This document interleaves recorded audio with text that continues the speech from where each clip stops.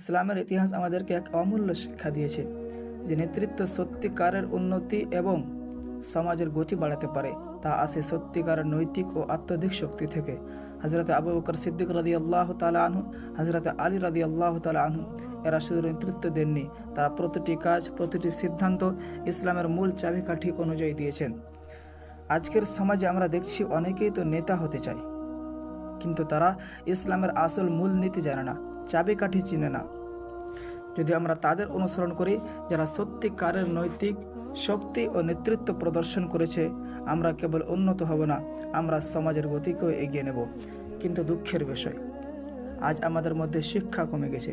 ইতিহাসের সে নেতৃত্বের চিহ্নগুলো চিনতে পারে না। যাদের পদচারণায় সমাজ গড়েছিল, তাদের থেকে শেখার মানসিকতা হারিয়েছি আমরা। তাই ইতিহাসের শিক্ষা মনে রাখা আর অনুসরণ করা আমাদের একমাত্র সবচেয়ে বড় চ্যালেঞ্জ। নেতৃত্বের মানে শুধু নাম নয়, নীতি ও মূলনীতি, আর সেটাই আমাদের আজ আবার শিখতে হবে।